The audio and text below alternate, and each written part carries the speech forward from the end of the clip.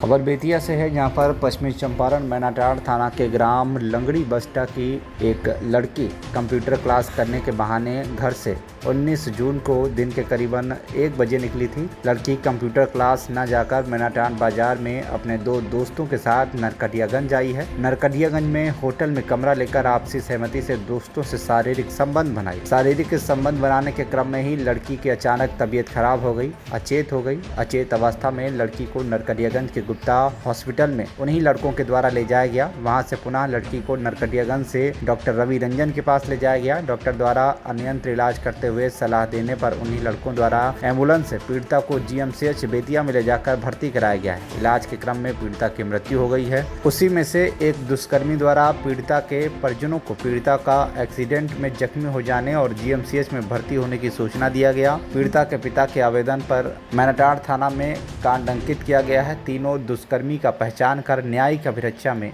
भेजा जा रहा है। लेकिन जो तकनीकी साक्ष्य हम लोग को मिले हैं उसके अनुसार जो मोबाइल है जो मृतका के परिवार वालों के हैं उसमें मल्टीपल कॉल जो अक्यूज की हम लोगों ने गिरफ्तारी की है, 3 लोगों की हम लोगों ने गिरफ्तारी की है। इसमें से एक अक्यूज से निरंतर बातचीत पुराने की भी हम लोग का स्थापना मतलब जान पहचान की इसमें संभावना से इनकार नहीं किया जा सकता।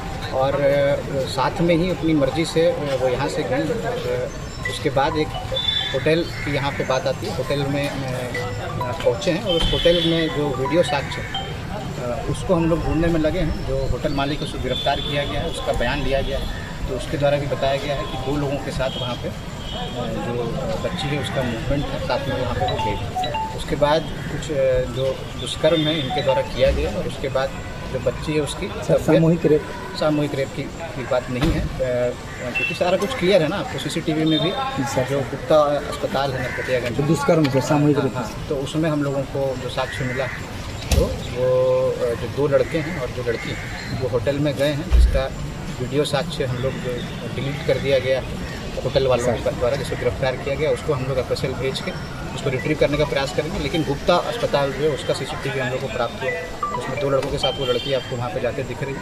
तबियत बिगड़ने के बाद डॉक्टर रवि रंजन उनके पास गई हैं और उसके बाद फिर जीएमसीएच अस्पताल गई जिसमें यह घटना घटी। अब जब पोस्टमार्टम रिपोर्ट आपको प्राप्त हो तब मैं इस संबंध में बता पाऊँगा कि ये रेप है कि नहीं है। लेकिन क्योंकि जो कानूनन प्रावधान है 18 साल से कम उम्र की जो माइनर गर्ल हैं उनके साथ संबंध बनाना आपको रेप की श्रेणी में ही आता है, तो ये इस तरीके से इसका मैं अनुसंधान मेरे द्वारा आपको कराया जा रहा है। और जो 3 अपराधकर्मी हैं भोलू कुमार हैं, रुपेश कुमार, भोलू कुमार आपको चौतरवा के हैं और ये रुपेश कुमार हैं और सचिन कुमार आपको लौरिया के।